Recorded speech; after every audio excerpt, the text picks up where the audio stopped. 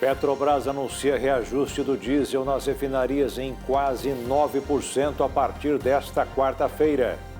O aumento da estatal ocorre após 85 dias de estabilidade sob a justificativa de garantir o abastecimento do país.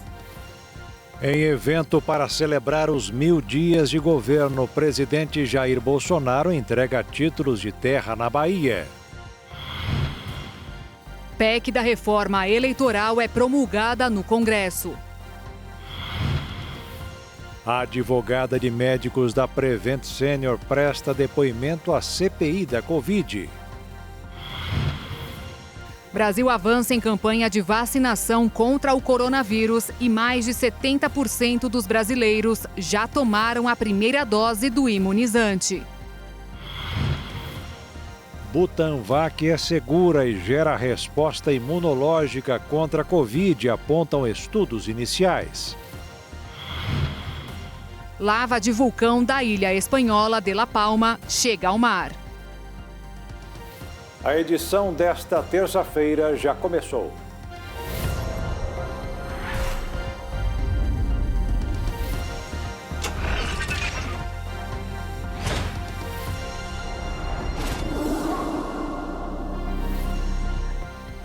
Olá, boa noite. Boa noite. O presidente Jair Bolsonaro começou hoje uma agenda de visitas e inaugurações pelo Brasil para comemorar os 1000 dias do governo atual. A primeira parada do presidente e ministros foi no extremo sul da Bahia, em Teixeira de Freitas. O avião presidencial pousou no aeroporto 9 de maio por volta das 10 horas da manhã. De lá, o presidente seguiu na carroceria de uma caminhonete até o local onde seria realizada a cerimônia. E o que não faltou na quarta viagem deste ano de Jair Bolsonaro à Bahia foi a recepção popular. A visita foi marcada pela entrega de várias obras, como a duplicação de trechos de rodovias. Em seu discurso, o ministro da Infraestrutura, Tarcísio de Freitas, lembrou que nesta área a meta de 10 bilhões de reais em investimentos na Bahia já foi superada. E, segundo ele, as obras não vão parar. Hoje nós publicamos o aviso de licitação para a duplicação da 415, Ilhéus e Itabuna. Algo que foi tão prometido para vocês e que vocês foram enrolados esse tempo todo. No dia de hoje, nós publicamos os estudos para a relicitação da Via Bahia, porque ninguém suporta mais a Via Bahia. Estamos conseguindo na Justiça a redução das tarifas por causa da inexecução do contrato. E só vamos sossegar quando a gente varrer essa concessionária ruim do mapa. Hoje também foi inaugurada mais uma estação Cidadania, um centro de iniciação ao esporte que conta com ginásio poliesportivo e quadra externa para a prática de modalidades olímpicas e paralímpicas. O projeto do Ministério da Cidadania é legado da infraestrutura esportiva dos Jogos Rio 2016, que tem o objetivo de identificar talentos, formar atletas e incentivar a prática esportiva em territórios de vulnerabilidade social. Um espaço que viabiliza o desempenho dos nossos atletas, que possam superar suas marcas, mas também um espaço de convivência, um espaço que pode ser desenvolvido atividades culturais, um equipamento de primeira linha, pensado em todos os detalhes, para poder ofertar à nossa população brasileira o mínimo de dignidade e de estrutura para desenvolver suas atividades. Daí, até dando suporte a cada um daqueles que nos orgulharam quando subiram no pódio lá no Japão. Mais de 85% desses atletas estavam recebendo o Bolsa Pódio, estavam tendo suporte do governo federal. Outro compromisso em Teixeira de Freitas foi a entrega simbólica de 5 títulos de domínio de terra a produtores rurais da região. E depois de destacar a luta do atual governo para enfrentar os problemas sociais do país, agravados pela pandemia, como o auxílio emergencial, que custou em apenas um ano o equivalente a 13 orçamentos do Bolsa Família, o presidente Jair Bolsonaro falou sobre a importância da entrega de títulos aos mais humildes. Aqui, uma cerimônia simples, entrega de títulos de propriedade, mas para pessoas humildes, pessoas que só sabem viver arando com o suor do próprio rosto a sua terra. E esse título de propriedade é uma carta de alforria, é um grito de liberdade, é a certeza que vocês não serão mais escravizados por quem quer que seja.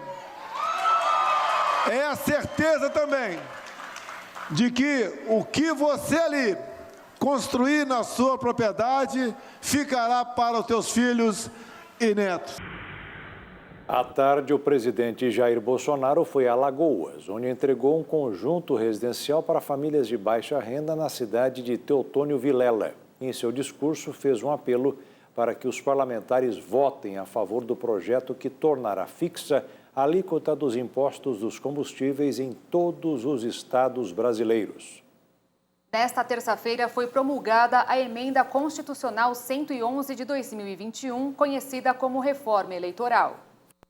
As mudanças aprovadas pela Câmara e pelo Senado valem já a partir da próxima eleição.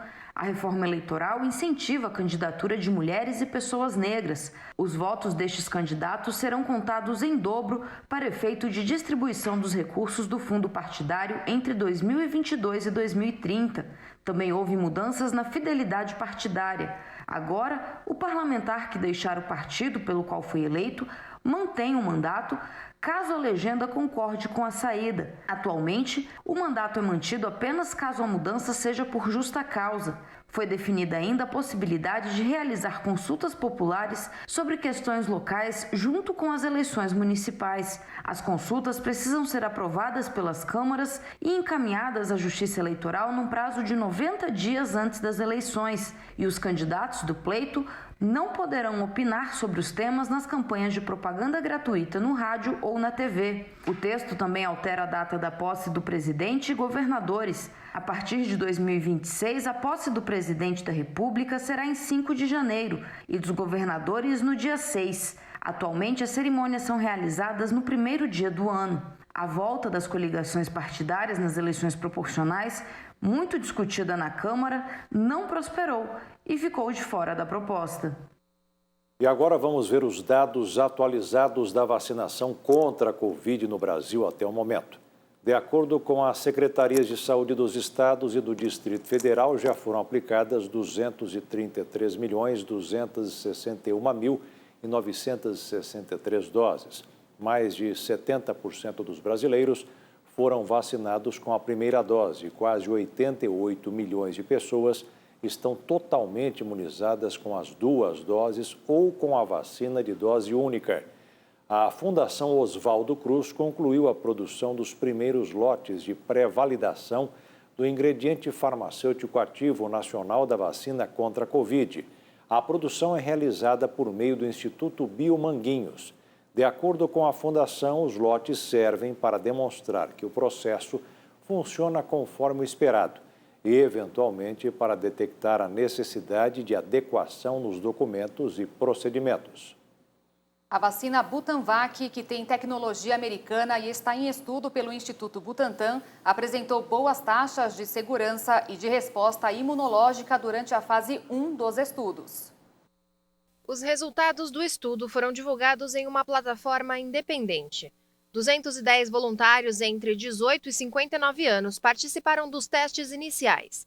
Eles receberam 2 doses do imunizante com um intervalo de 28 dias entre elas. O resultado mostrou que 1/3 dos participantes apresentou efeitos adversos, mas nenhum caso grave foi registrado. Os sintomas mais frequentes entre os voluntários foram fadiga, dor no local da aplicação, dor de cabeça e dor muscular. Com o fim dos testes da primeira fase, a candidata à vacina contra a Covid-19 demonstrou perfil de segurança aceitável e alta imunidade. A vacina, conhecida internacionalmente como NDV-HXP-S, tem baixo custo de produção e pode ser feita em qualquer instalação que produza a vacina do vírus da gripe. As primeiras pesquisas foram descritas por cientistas em Bangkok, Nova York e Austin, e o imunizante também está sendo testado no Vietnã, Brasil e Tailândia. Caso a vacina se prove eficaz em todos os testes, o Butantan deverá produzir 100% do imunizante em infraestrutura própria. Seguimos com o ranking de imunização contra a Covid no mundo. De acordo com a Universidade de Oxford, mais de 6 bilhões e 100 milhões de unidades de vacinas já foram aplicadas. A China segue à frente e registra 2 bilhões e 200 milhões de doses. Em segundo lugar, a Índia ultrapassa a marca de 868 milhões e meio. Na sequência, os Estados Unidos acumulam mais de 390 milhões e meio de aplicações. Em quarto lugar está o Brasil, que ultrapassa os 233 milhões de vacinas aplicadas. E o Japão segue em quinto e tem mais de 161 milhões de doses. O governo do Chile anunciou que vai pôr fim ao estado de emergência decretado contra a Covid a partir de quinta-feira, em um momento em que o país já vacinou mais de 88% da sua população contra o coronavírus. E o Japão é outro país que vai encerrar o estado de emergência decretado por causa da pandemia. O número de casos de Covid vem caindo no país. O anúncio foi feito pelo primeiro-ministro Yoshihide Suga em meio à queda no número de casos de Covid-19 em todo o país. Graças ao trabalho árduo de todos, o número de novas infecções diárias, que estava acima de 25 mil em meados de agosto, caiu para 1.128 pessoas até ontem. O premier acrescentou que a ocupação de leitos hospitalares em todas as regiões voltou para menos de 50%. De forma geral, as medidas de emergência limitam a venda de bebidas alcoólicas, o horário de funcionamento dos restaurantes, assim como o número de participantes em grandes eventos. Elas foram mantidas em vigor em boa parte do ano, incluindo o período dos Jogos Olímpicos de Tóquio. O Japão foi menos atingido do que muitos outros países em grande parte da pandemia de Covid-19. Com cerca de 17.500 mortos em uma população de 125 milhões de habitantes. O Comitê Olímpico e Paralímpico dos Estados Unidos anunciou que todos os atletas e membros da equipe precisarão estar completamente vacinados até o dia 1º de novembro. Segundo o anúncio, qualquer esportista que vai representar o país nos Jogos Olímpicos de Inverno em fevereiro de 2022 deverá apresentar o comprovante de vacinação antes da competição. Caso não esteja vacinado, o atleta será cortado da lista. O anúncio é uma tentativa de incentivar a população americana a se vacinar e criar um ambiente seguro e produtivo aos esportistas. E daqui a pouco você vai acompanhar aqui no Jornal das 22 a dificuldade do brasileiro em pagar as contas. E ainda, a Petrobras anuncia reajuste do diesel nas refinarias.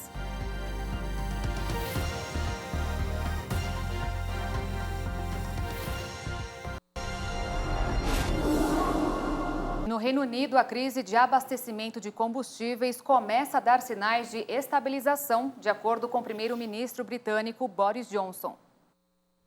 Após 5 dias de caos nos postos de gasolina, o governo britânico e responsáveis do setor afirmaram nesta terça-feira que vêm sinais de estabilização na crise de combustível.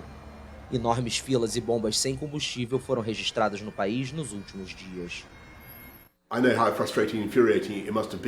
Eu sei o quão frustrante e irritante deve ter sido se preocupar com a falta de gasolina ou combustível. Estamos começando a ver a situação melhorar. A indústria aponta que os abastecimentos estão voltando aos terminais e eu realmente pediria a todos que voltassem aos seus negócios normalmente e abastecessem como sempre fizeram, quando você realmente precisa.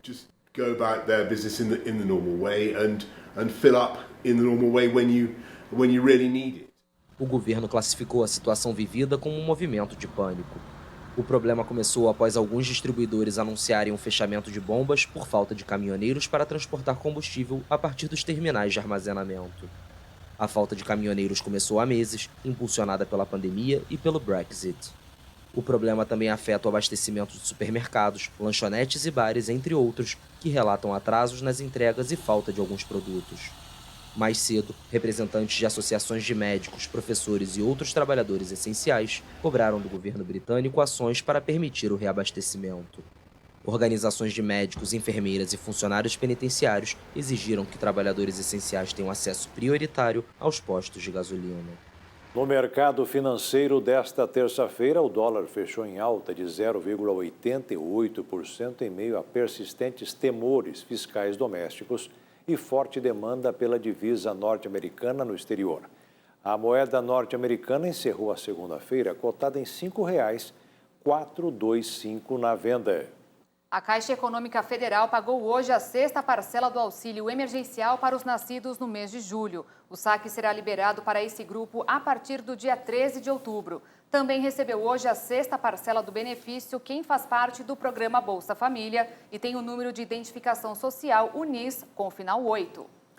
Mais da metade do salário do brasileiro é usada para pagar contas, de acordo com um levantamento feito por uma empresa de proteção de crédito. E com dificuldade para pagar os débitos em dia, muitas pessoas estão optando por parcelar as dívidas. Todo início de mês é a mesma preocupação, os boletos não param de chegar. É aluguel, é água, é luz, é telefone, é tudo. E causa muita preocupação para você?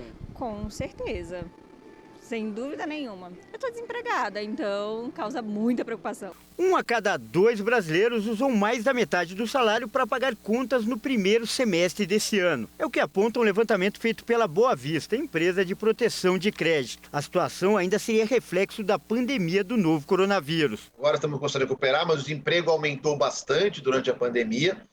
Então ele saltou de 11% para 14%, por exemplo. Quando isso acontece, normalmente a renda também diminui.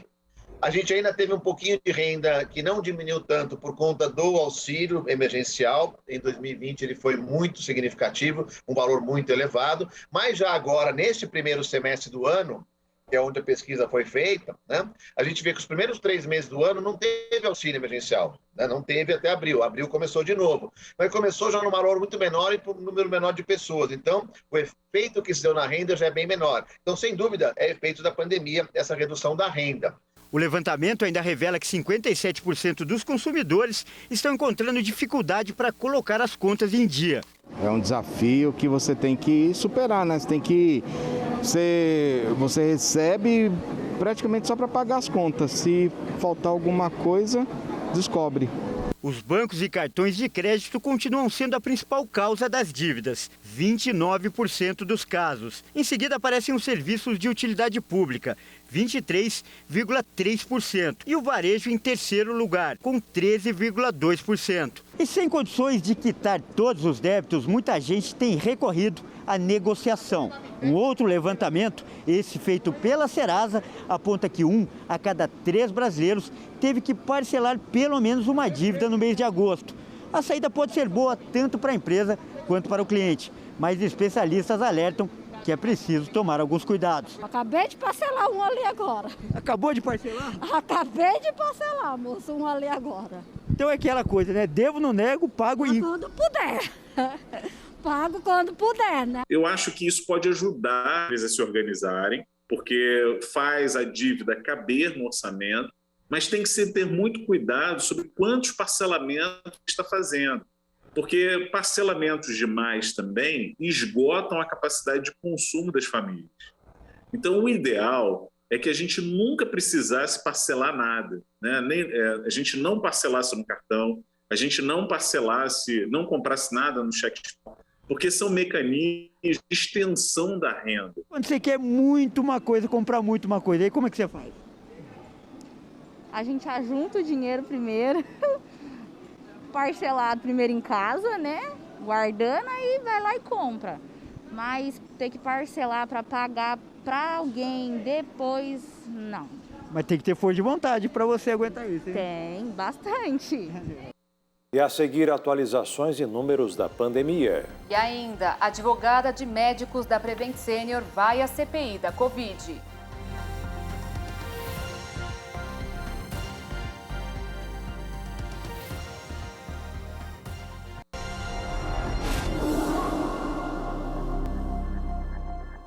A CPI da pandemia ouviu hoje a advogada Bruna Morato, que representa um grupo de médicos que apresentaram denúncias contra a Prevent Senior.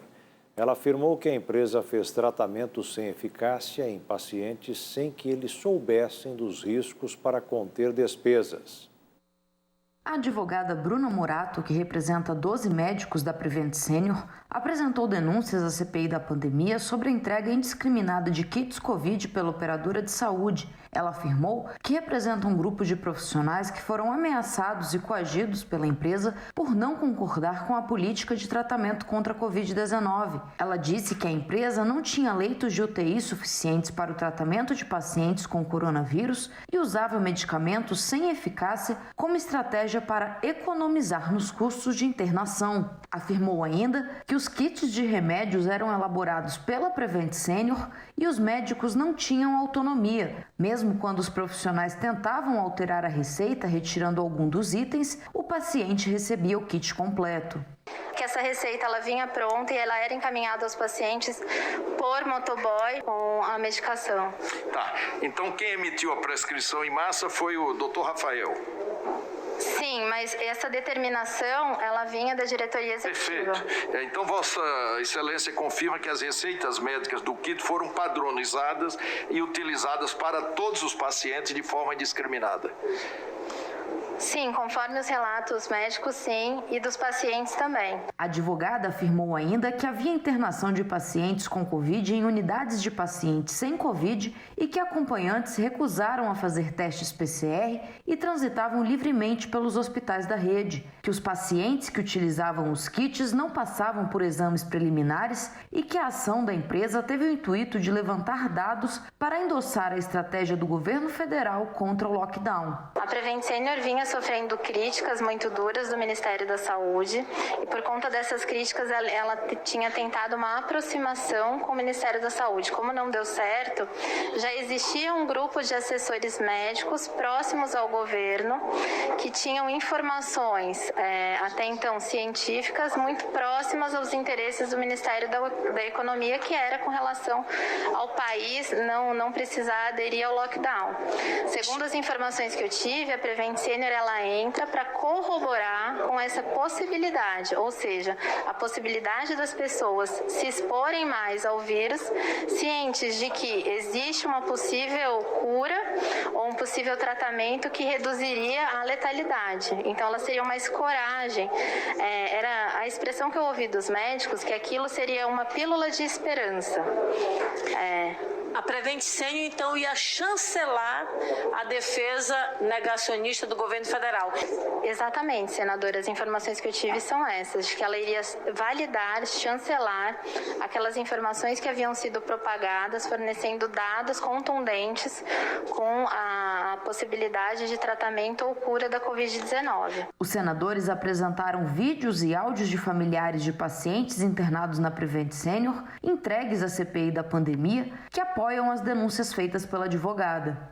Essas famílias foram enganadas. Não estamos de acordo. A família se reuniu, conversou e, assim, toda intervenção que minimamente puder ser feita e que tenha alguma chance dele ficar, nós vamos aceitar. Não, eu coloco isso em ponto. A gente não quer abrir mão de... Marina, tá? Não quer abrir mão de diálise, não quer abrir mão de antibiótico, não quer abrir mão de reanimar. Tudo, né? Tudo que for possível fazer, a família quer que faça. O senador Marcos Duval questionou o fato da advogada representar um grupo de 12 médicos, enquanto a rede tem cerca de 5.000 profissionais credenciados ativos. Fazendo um cálculo rápido, isso representa, esses 12 médicos, 0,25%.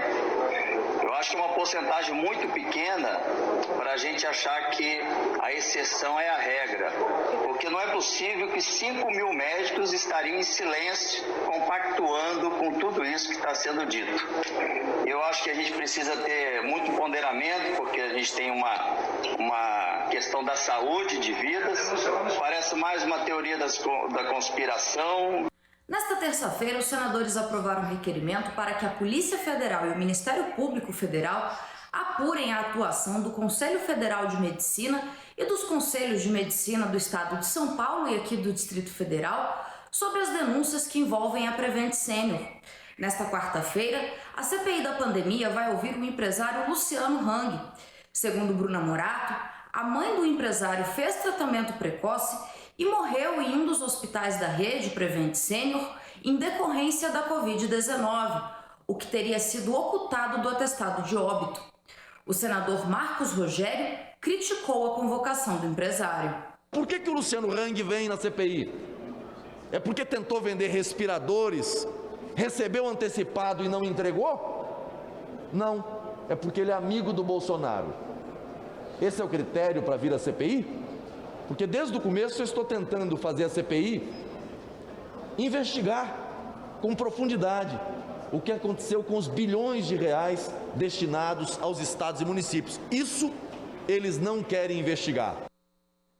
Em nota, a Prevent Senior negou as acusações, abre aspas, mentirosas, fecha aspas, levadas anonimamente à CPI da pandemia. Afirmou que o depoimento de Bruna Morato é baseado em mensagens truncadas ou editadas e serão desmontadas ao longo da investigação. A nota afirma ainda que não teve acesso aos autos da CPI para fazer ampla defesa, que aplicou cerca de 500 mil testes, constatou o contágio de 56 mil pacientes e que a quantidade de mortes foi de 7%. Reiterou ainda que respeita a autonomia dos médicos e nunca demitiu profissionais por suas convicções técnicas. A reportagem também procurou a assessoria de comunicação do Ministério da Economia e do Ministério da Saúde, citados pela advogada Bruna Morato, mas não tivemos resposta.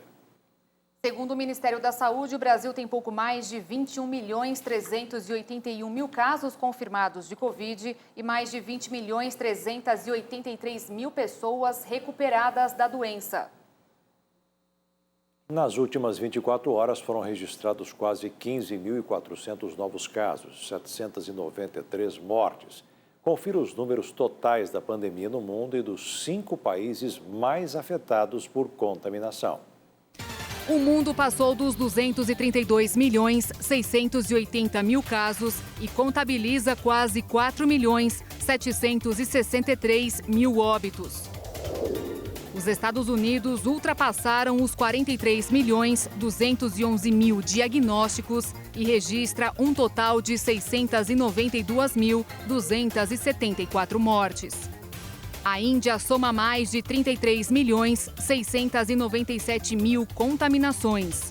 O Brasil se aproxima dos 21.382.000 testes positivos da doença e um total de 595.446 vítimas fatais. O Reino Unido se aproxima dos 7.772.000 casos de Covid. E a Rússia beira a marca dos 7.356.000 pessoas que foram contaminadas. E ainda sobre o ranking da Covid-19 no mundo, a Rússia bateu um novo recorde de mortes diárias pela doença. O país sofre desde junho com uma nova onda provocada pela variante Delta. A Rússia voltou a bater nesta terça-feira o recorde de mortes por Covid-19 em 24 horas. De acordo com o governo, neste período, o país registrou 852 óbitos. A Rússia segue afetada por uma onda da variante Delta e com um programa de vacinação que avança lentamente. A Rússia é, em termos absolutos, o país da Europa mais afetado pela pandemia, com mais de 205.000 vítimas fatais. A agência estatística russa, Rosstat, que utiliza uma definição mais ampla das mortes provocadas pela Covid, calculou em mais de 350.000 as mortes vinculadas à pandemia até o fim de julho de 2021. Desde junho, a Rússia é afetada pela contagiosa variante Delta e não consegue conter sua propagação. O número de novos casos diários supera 20.000. Nessa terça-feira foram registrados 21.559 novos casos. Um balanço do site Gobov informa que apenas 28,6% da população russa está com a imunização completa. E olha só, um tráfego de aviões foi interrompido no aeroporto de Narita, no Japão, por causa de uma tartaruga viajante. Ninguém sabe como, ninguém viu, mas esta tartaruga que você está vendo aí apareceu no aeroporto japonês, causando atrasos de 15 minutos em 5 voos. O réptil foi visto caminhando na pista por um piloto e, em seguida, foi capturado com segurança pela equipe no aeroporto com uma rede. A tartaruga tem 30 centímetros de comprimento e pesa cerca de 2 quilos. Ainda não está claro como ela acabou no aeroporto, mas a mídia japonesa informou que pode ter vindo de um reservatório próximo. E veja a seguir: os clubes brasileiros aprovam o retorno do público aos estádios. E ainda, governo da Espanha declara situação de desastre por causa de erupção de vulcão.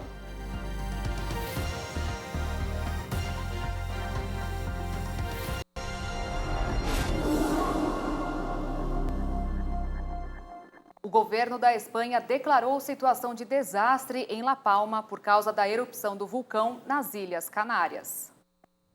O vulcão Cumbre Vieja, nas Ilhas Canárias, continua expelindo lava e cinzas.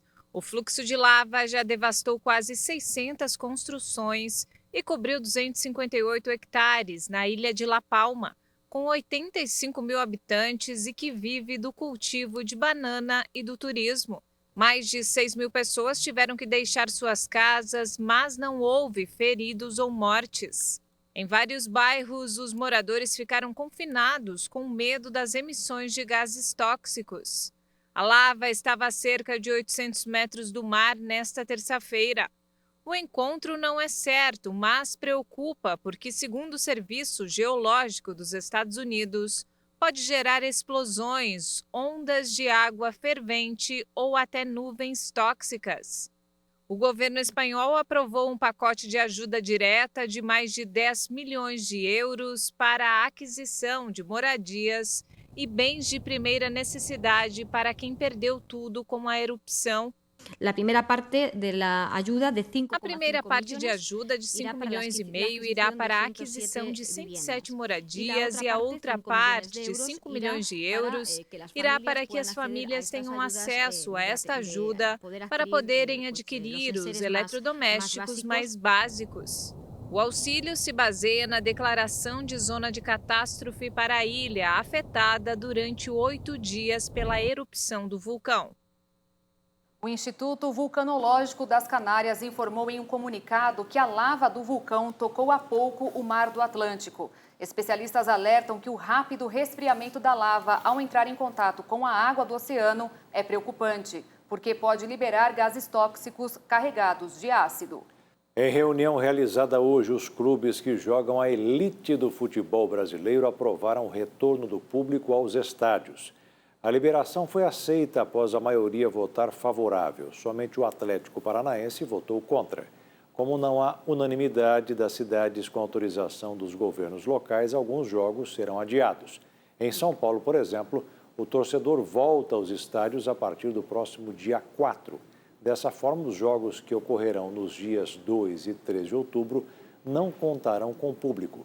Conforme os protocolos, apenas 30% dos assentos serão liberados nesta primeira etapa. A região das Moreninhas, em Campo Grande, Mato Grosso do Sul, voltou a ter um espaço para promover a arte, a cultura e a culinária regional uma vez por mês. Para os artesãos, mais uma oportunidade de expor os trabalhos e, claro, faturar. Grande oportunidade, né? Assim a gente sabe que garante um público maior e beneficia tanto quem compra quanto quem vende. Na gastronomia, formas e sabores diferenciados. Eu fiz a forma de capivara por causa de um desafio que eu aceitei e aí passei a fazer, né? E o primeiro nem saiu com cara de capivara, saiu com outras caras. Mas agora eu consegui e tem os recheios. Carne de jaca, umbigo de banana, né? Que é o diferencial. Para quem é vegano e para quem gosta de comer coisas diferentes, sabores diferentes, né?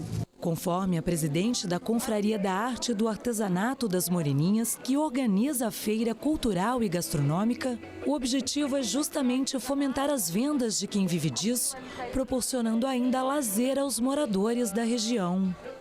É para privilegiar realmente o povo local, né? Não só os expositores, mas oferecer isso para a comunidade local como um atrativo, como um divertimento, né?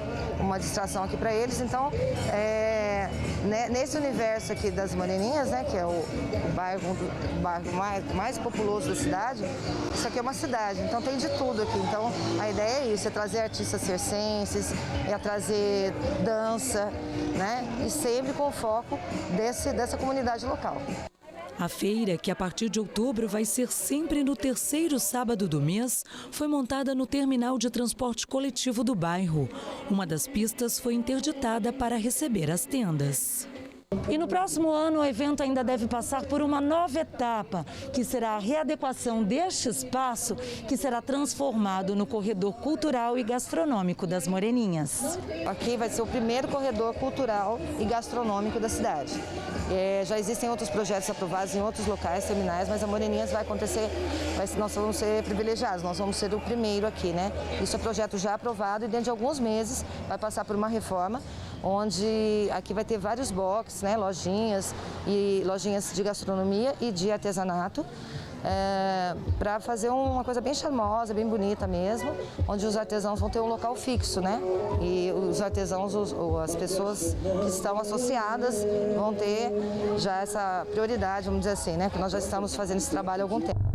Agora um momento de reflexão. Na live das 15 horas, o pastor Josias Cruz disse que se nós, humanos, que somos pecadores, fazemos apenas o bem aos nossos filhos, Deus, que é amor, jamais daria o sofrimento à humanidade.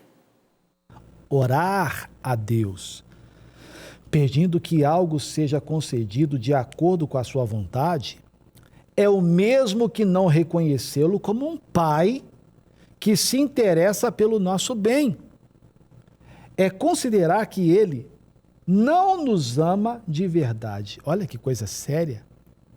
E não se importa que vivamos doentes na miséria e na miséria. Sobre o tipo de pai que Deus é, Jesus afirmou que, se nós, pecadores, sabemos dar boas coisas aos seus filhos, por que não esperaríamos o mesmo e até mais do Altíssimo? Está lá em Mateus capítulo 7.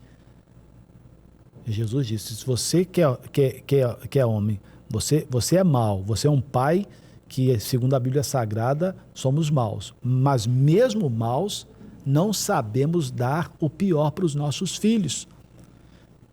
Se eu, sendo mau, não sei dar o pior, por que Deus, que é bom, que o próprio Jesus disse assim, bom é Deus, daria para mim o sofrimento e não o bem? Você está vendo como é que as pessoas complicam tudo? Qual é o pai que, se o filho não estiver doente, não pega nas costas, sai correndo, vai para um médico, para o hospital, buscar um socorro? Qual é o pai que não faz isso? E a Bíblia diz que nós somos maus. E Deus, que é bom, Deus que é amor, Ele quer te abençoar. Agora, foi o que eu falei. Você quer ser abençoado por Ele? Jesus olhou para Jerusalém, lá de onde ele estava, ele disse: Jerusalém, Jerusalém, quantas vezes eu quis fazer como a galinha faz com os pintinhos, te guardar debaixo das minhas asas, mas tu não quiseste. Você não quis. Tem gente que não quer. Tem gente que quer sofrer. Enquanto você desconhecer a vontade de Deus para a sua vida, você vai sofrer. A vontade de Deus é boa, agradável e perfeita, ela é uma. Eu quero que você seja curado, eu quero que você prospere, eu quero que sua vida sentimental seja uma bênção, eu quero que a sua família seja uma bênção, eu quero que você seja curado. Essa é a vontade de Deus para a nossa vida. Concluindo, muitos cristãos precisam ter a mente e o coração transformados. Há quem sirva ao Senhor por medo. Afinal, foi ensinada a obedecer a um Deus bravo, irado, que está sempre pronto a lançar alguém no inferno. Contudo, as Escrituras afirmam que Ele é amor, que o nosso Deus é amor. E Jesus, o seu Filho, é manso e humilde de coração. Você precisa crescer, precisa ser renovado na mente. Você que fica achando que é vontade de Deus, você está doente. É vontade de Deus, você está no sofrimento. É vontade de Deus você viver na miséria. Vamos mudar esse pensamento aí. A vontade de Deus é uma só. Quero ser limpo, quero prospere, quero vença, quero seja uma bênção. É isso que Deus quer para você. Que Deus fale mais no seu coração. E o Jornal das 22 termina aqui. Obrigada pela companhia, um ótimo fim de noite e até amanhã. Uma boa noite, fique na paz. Tchau.